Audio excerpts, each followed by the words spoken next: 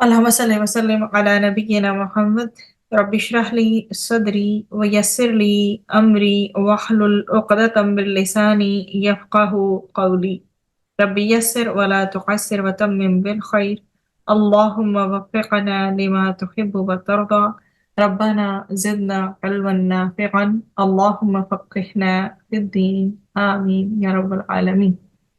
اللہ سبحانہ و تعالیٰ کے کرم فضل اور رحم کے ساتھ الحمدللہ ہم اپنی اگلی آیت کی طرف بڑھیں گے، اور آیت کا نمبر ہے 218 218، پارہ نمبر 2 کی آیا نمبر 218 سورۃ البقرہ۔ اور ایمان لانے، ہجرت اور جہاد کرنے جیسے جو اعمال ہیں ان کو کرنے کے بعد اس کے جو امیدوار ہیں وہ کس طرح سے رحمت الہی کو لیتے ہیں، یا اللہ سبحانہ و تعالیٰ کا ان کے لیے کیا خاص کرم ہے۔ ٹھیک، جو لوگ ایمان لائے ہیں، جنہوں نے ہجرت کی ہے، اللہ کی راہ میں جہاد کیا ہے، تو وہ کیا کرتے ہیں؟ وہ اللہ سبحانہ و تعالیٰ سے رحمت کی امید رکھتے ہیں، اور بے شک اللہ تعالیٰ کیا ہے؟ غفور اور رحیم ہے۔ تو بڑھتے ہیں انشاءاللہ اپنی آیت کی طرف۔ اعوذ باللہ من الشیطان الرجیم۔ ان بے شک، الذین وہ جو، آمنو ایمان لائے، والذین اور وہ جنہوں نے، ہاجروا ہجرت کی، وجاہدوا اور جہاد کیا، فی سبیل اللہ اللہ کے راستے میں، اولئک یہی لوگ ہیں، یرجون جو امید رکھتے ہیں، کس چیز کی؟ رحمت اللہ اللہ سبحانہ و تعالیٰ کی رحمت کی، واللہ اور اللہ غفور نہایت بخشنے والا ہے، رحیم نہایت رحم کرنے والا ہے۔ بے شک جو لوگ ایمان لائے اور جنہوں نے ہجرت کی اور اللہ تعالیٰ کی راہ میں جہاد کیا، سو وہی لوگ کس چیز کے امیدوار ہیں؟ ایمان لانے والے، ہجرت کرنے والے، اللہ کی راہ میں جہاد کرنے والے، وہ کس چیز کے امیدوار ہیں؟ اللہ سبحانہ و تعالیٰ کی رحمت کے، اور بے شک اللہ سبحانہ و تعالیٰ بہت بخشنے والا اور نہایت رحم کرنے والا ہے۔ اس آیت کے اگر آپ پس منظر کو اور شان نزول کو دیکھیں تو حضرت عبداللہ بن جو حجش ہیں ان کے ساتھیوں کے بارے میں لوگوں نے کہا کہ حرمت والے مہینوں میں لڑنے کے باعث اگر ان کو کوئی گناہ نہیں ہوا تو اس جہاد کا ان کو کوئی ثواب نہیں ملے گا۔ ٹھیک ہے، جب وہ اور ان کے ساتھیوں کے بارے میں لوگوں نے یہ باتیں پھیلائی تو حرمت والے مہینوں میں لڑنے کے باعث اگر ان کو کوئی گناہ نہیں ہوا تو اس جہاد کا ان کو کوئی ثواب بھی نہیں ملے گا۔ تو حضرت عبداللہ رضی اللہ عنہ کے ساتھیوں نے نبی کریم صلی اللہ علیہ وآلہ وسلم کی خدمت میں حاضر ہو کے عرض کیا، یا رسول اللہ صلی اللہ علیہ وآلہ وسلم، کیا ہمیں اس سفر کا اجر ملے گا، اور کیا یہ جہاد جو ہے وہ شمار ہوگا یا نہیں؟ انہوں نے جب نبی کریم صلی اللہ علیہ وسلم کے پاس وہ گئے ہیں، وہاں جا کر انہوں نے عرض کیا کہ اس سفر کا جو وہ بھی کر کے آئے ہیں، اس سفر کا اجر انہیں ملے گا اور یہ کیا جہاد میں شمار ہوگا؟ تو اس وقت اللہ سبحانہ و تعالیٰ نے یہ آیت نازل فرمائی۔ تو حرمت والے مہینے کے بارے میں آپ کو پتہ ہے کہ جنگ و جدال جو ہے وہ منع تھا۔ تو اس آیت میں بیسیکلی 3 چیزیں جو ہے نا وہ 3 اعمال کو ایڈریس کیا گیا ہے۔ اگر آپ دیکھیں تو سب سے پہلے ہجرت کو، پھر جہاد کو، ٹھیک، اللہ سبحانہ و تعالیٰ کے راستے میں جہاد کو۔ پھر تو پہلے ایمان کی بات ہوئی ہے، ٹھیک، جہاں 3 چیزوں کی بات ہوئی ہے اس میں سب سے پہلے ایمان کی بات ہوئی ہے، اور پھر ہجرت کی، اور پھر جہاد کی۔ ٹھیک، اس آیت میں 3 اعمال کا تذکرہ ملتا ہے۔ انہی اعمال سے انسان کی یا تو سعادت یا پھر اس کی شقاوت کی پہچان ہوتی ہے۔ تو اللہ تعالیٰ کی رحمت کی امید رکھنے کے لیے ان 3 کاموں کا تذکرہ ملتا ہے، ایمان کا، ہجرت کا، اور جہاد فی سبیل اللہ کا۔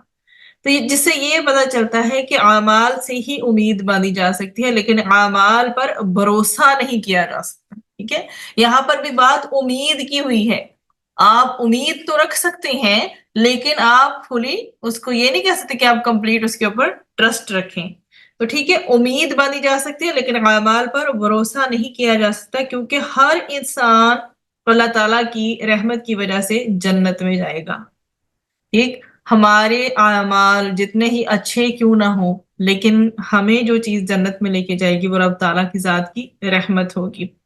تو ان الذین آمنو، پہلا پورشن دیکھیے، ان الذین آمنو، یقیناً جو لوگ ایمان لائے، جنہوں نے سب سے بڑی بھلائی ایمان کو پا لیا، جس کی بنیاد پر کیا اعمال قبول کیے جاتے ہیں، اور اس کے بغیر فرض ہو یا نفل کوئی بھی عبادت جو ہے وہ قبول نہیں ہوتی۔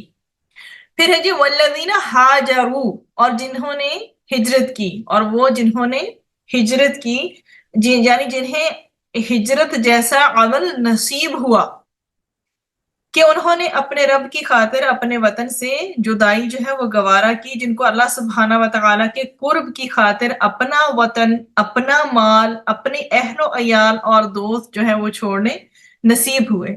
وَجَاهَدُوا فِي سَبِيلِ اللَّهِ، اور جہاد کیا اللہ کے راستے میں، مطلب اللہ کی راہ میں انہوں نے جہاد کیا، اللہ تعالیٰ کی رضا کی خاطر خاص جو اعمال صالح ہیں وہ کیے۔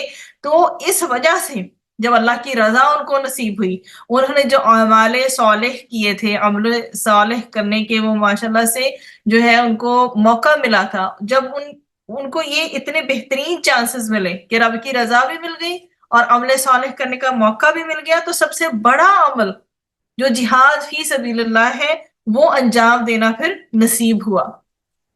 پھر اب دیکھیں کہ مجاہد ہوتا کون ہے؟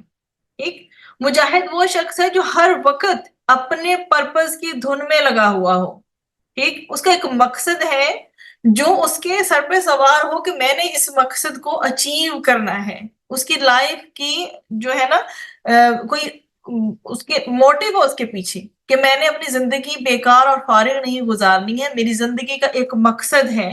تو ایسا شخص جو ہر وقت اپنے مقصد کی دھن میں لگا ہوا ہو، دماغ سے اس کے لیے ہر طرح کی تدابیر کو سوچے، زبان ہو یا قلم، وہ اپنے اللہ کے جس میسج کو جو اللہ نے انسانوں کے ذمہ لگایا ہے، ٹھیک، پہلے یہ انبیاء کرام کا کام تھا، اب علماء کا ہے، اور اس کے بعد ہماری ذمہ داری ہے جب ہم تک بھی یہ میسج پہنچ رہا ہے تو ہمارا یہ فرض بنتا ہے کہ اس کو ہم آگے پہنچائیں۔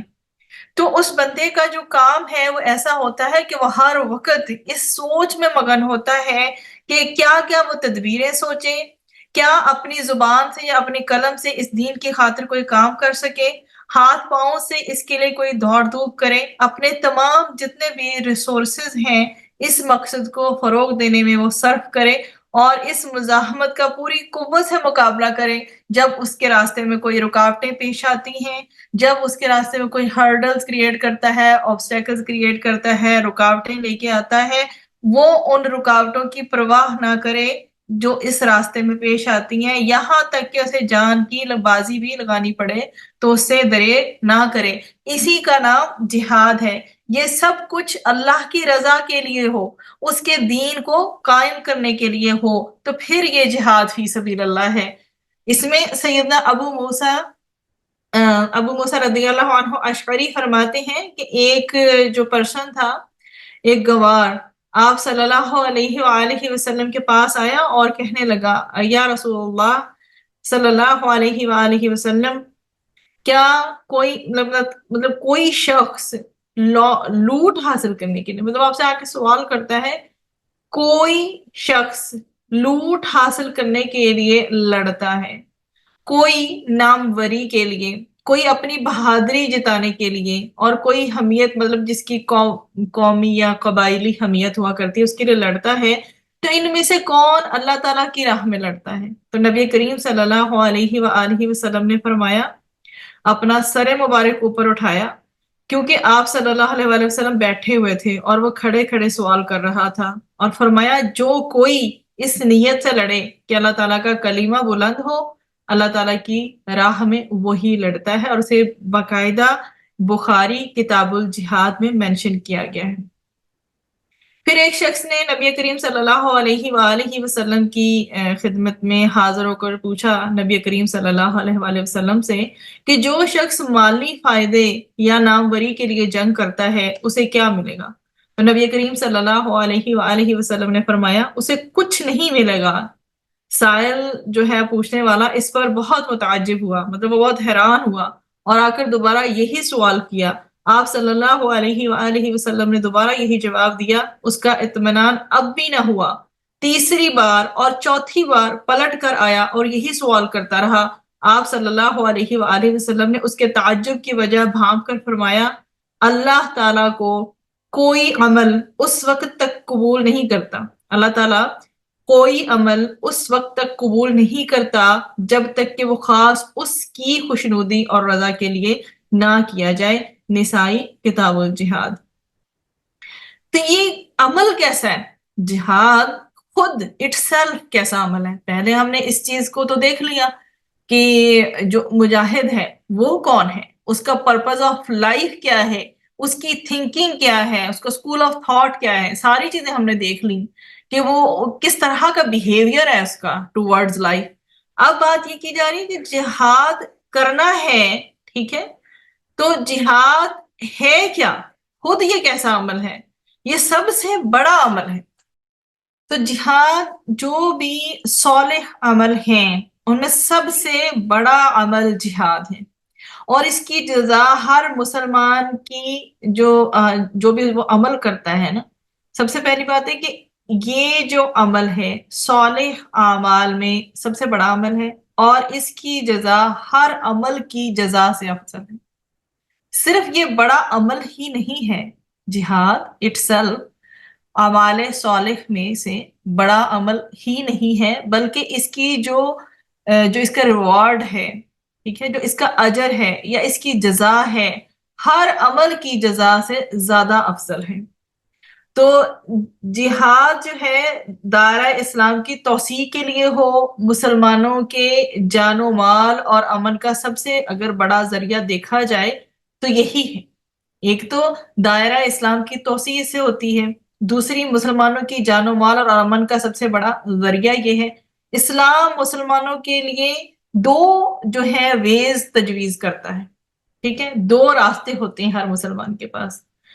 تو وہ باطل سے جو ہے ٹکرائے یا اس زمین کو چھوڑ کر اس کے لیے فتنہ کا باعث بنی ہوئی ہو، ٹھیک ہے، تو اب اگر وہ زمین پہ ہے جہاں پہ وہ فتنہ کریٹ کیا جا رہا ہے اس کے لیے، تو مسلمان کا اگر ضمیر زندہ ہے تو وہ اس کو چھوڑ دے، وہ غلامی اور بزدلی کو قطعاً برداشت نہ کرے، وہ اپنے آرام اور آسائش کو ترک کرے، تو کیا کرے؟ حق سے کنارہ کشی اور علیحدگی اس کے لیے سخت مشکل ہوتی ہے۔ مطلب یہ کہ اگر ایک پرسن ہے کہیں رہ رہا ہے، اس کے پاس دو راہیں ہیں، یا تو وہ باطل پہ چلے یا وہ حق پر چلے۔ اگر تو وہاں پر جس سرزمین میں وہ رہ رہا ہے باطل کرنا آسان ہے، باطل پہ چلنا آسان ہے، حق کی کوئی گنجائش نہیں نکلتی، اس کو کوشش کرنی چاہیے کہ وہ اس جگہ کو چھوڑ دے اور ایسی جگہ پر جانے کی کوشش کرے جہاں فتنے نہ ہوں، جہاں پر اس کا اپنا ضمیر زندہ رہے، اسے غلامی میں نہ رہنا پڑے، بزدلی برداشت نہ کرنی پڑے کہ بزدل ہو کے وہاں پہ رہنا پڑے، اپنے آرام اور آسائش کو ترک کرے، کیا کرے؟ وہاں سے نکل جائے اور جا کے ایسی جگہ پہ بسنے کی کوشش کرے جہاں پر حق غالب ہو۔ اولئک یرجون رحمت اللہ۔ پھر یہ لوگ کون سی ہیں؟ جو ایمان، ہجرت اور جہاد، ان تینوں چیزوں سے جو گزر گیا ہے، ایمان، ہجرت اور جہاد جیسے اعمال کو سختیوں کے ساتھ بھی انہوں نے جو ہے وہ سنبھالا ہے، وہی اللہ تعالیٰ کی رحمت کے امیدوار بن سکتے ہیں۔ پہلی بات ہے کہ ان کا ایمان پہ بھی قائم رہنا کوئی اتنا آسان نہیں ہے۔ ہجرت اگر کر لی ہے تو پھر ڈٹے رہنا، پھر دل نہ چھوڑنا، پھر جہاد جس میں جان مال ہر چیز کے جانے کا خطرہ ہوتا ہے، اور وہ مقصود بھی کون سا جہاد ہے؟ جس میں صرف اللہ کے لیے کیا جائے۔ تو یہی لوگ ہیں جو اس طرح کے سخت ترین سٹیپ سے گزر کر آتی ہیں، یہی وہ لوگ ہیں جو اللہ تعالیٰ کی رحمت کے امیدوار بن سکتے ہیں۔ تو اس آیت میں ہمیں کیا بیسیکلی ایکسپلین کیا گیا ہے کہ مومن خواہ کتنے ہی بڑے بڑے اعمال کر لے، تب بھی اس کے لیے مناسب نہیں کہ وہ ان اعمال پر بھروسہ کرے، بلکہ وہ اپنے رب کی رحمت سے امید رکھے، ہوپ فل رہے کہ اللہ تعالیٰ اس کے اعمال کو قبول فرمائیں گے، اس کے گناہ بخش دیں گے اور اس کے عیوب کی پردہ پوشی کریں گے۔ تو یہ آیت جو ہے کس چیز پہ ہمیں دلالت ہمارے لیے کرتی ہے؟ یہ دلیل ہے کہ سعادت کے اسباب کو عمل میں لا کر ہی رحمت کی امید کی جا سکتی ہے۔ وہ امید جس سے پہلے اسباب کو عمل میں نہ لایا گیا ہو تو وہ فریب ہے۔ تو ایسی امید کم عقلی پر دلالت کرتی ہے۔ کیا اس بات کا مقصد یہ ہے کہ آپ کے جو بھی سورسز ہیں، مطلب آپ کریں، جو سورسز آپ یوز کر سکتے ہیں اس راستے میں ان کو کریں، کچھ نہ کرنا اور صرف امیدیں لگائے رکھنا یہ کافی نہیں ہے۔ تو اس کی مثال، اس کی اگزامپل اس شخص جیسی ہے جو بیج بوئے بغیر ہی فصل کی امید رکھتا ہو۔ اگر کسی نے امید رکھنی ہے پہلے وہ بیج تو بوئے، ٹھیک، وہ پھر ون آفٹر دا ادر اس کی سٹیجز کے ساتھ وہ پروگرس کرے گا۔ وہ بیج آج کہاں تھا کل کہاں پہنچ جائے گا، ٹھیک۔ اور ایک پرسن وہ ہے جس نے بیج ہی نہیں بویا، اس طرح سے اگزامپل دی گئی ہے اس کی۔ ایک پرسن وہ ہے جس نے بیج ہی نہیں بویا پر وہ درخت کے اگنے کی امید رکھ رہا ہے، اور وہ بھی ایسا درخت وہ سوچ رہا ہے جو کہ پھلدار ہوگا۔ تو بات بیسیکلی ان دی اینڈ یہ ہے، جو ان تینوں اعمال کو مشقتوں کے باوجود بجا لاتا ہے وہ دیگر اعمال صالح کی تکمیل پر بھی قادر ہو جاتا ہے۔ یہی لوگ ہیں جو اللہ تعالیٰ کی رحمت کے حقدار ہیں، کیونکہ انہوں نے اللہ کی جناب میں ایسا سبب پیش کیا ہے جو اس کی رحمت کا موجب ہے۔ تو حرمت والے مہینے کے بارے میں اللہ تعالیٰ کا حکم سن کر اہل لشکر کو گناہ نہ ہونے کا تو اطمینان ہو گیا تھا، جو ہم پہلے پچھلی آیت میں پڑھ کے آ چکے ہیں، مگر اس بات کا اطمینان نہیں تھا کہ اس میں ثواب ہوا ہے یا نہیں ہے۔ اس لیے اللہ تعالیٰ نے فرمایا کہ جو لوگ ایمان لائے اور جنہوں نے اللہ تعالیٰ کی راہ میں ہجرت کی اور جہاد کیا، تو ایسے لوگ تو اللہ تعالیٰ کی رحمت کے امیدوار ہوتے ہیں، اور تم لوگوں میں یہ صفات موجود ہیں، یعنی ایمان اور ہجرت تو پہلے ہی ظاہر ہے۔ اب رہا اس جہاد کا معاملہ، سو تمہاری نیت تو جہاد ہی کی تھی، لہٰذا ہمارے نزدیک بھی وہی جہاد ہی شمار ہے۔ تو اللہ سبحانہ وتعالیٰ کیا کہہ رہے ہیں کہ تمہیں نا امید ہونے کی ضرورت نہیں ہے۔ واللہ غفور الرحیم، اللہ تعالیٰ نے کیا ایمان والوں کو کہا ہے کہ اللہ کی رحمت، اس کی مغفرت وسیع ہے، اس کی اتنی بے پناہ جو ہے وہ رحمت، اس کا اللہ سبحانہ وتعالیٰ نے اس آیت میں شعور دلایا ہے مسلمان کو، تاکہ وہ ہجرت اور جہاد جیسے اعمال کریں اور اللہ تعالیٰ کی رحمت کے کیا کریں، امیدوار بن جائیں۔ یہ آیت دراصل جو ہے مجاہدین کے اسی دستہ کے متعلق ہے جنہیں بھیجا گیا تھا۔ ان مجاہدین کو یہ تردد تھا کہ آیا اس جہاد کا ثواب بھی انہیں ملتا ہے یا نہیں ملتا، کیونکہ ان سے دو غلطیاں ہو گئی تھیں۔ ایک یہ کہ انہوں نے رسول اکرم صلی اللہ علیہ وآلہ وسلم کی اجازت کے بغیر جہاد کیا تھا۔ دوسری غلطی یہ کہ یکم رجب کو لڑائی کا جن کا انہیں علم نہیں ہو سکا، تو اللہ تعالیٰ نے فرمایا کہ انہیں اللہ تعالیٰ کی رحمت کا امیدوار ہونا چاہیے۔ اللہ تعالیٰ اس غلطی کو معاف فرما دے گا، اور ایمان، ہجرت اور جہاد کی وجہ سے تم پر کیا کرے گا، نظر رحمت کرے گا، کیونکہ اللہ تعالیٰ غلطیوں کو معاف کرنے والا اور مہربان ہے۔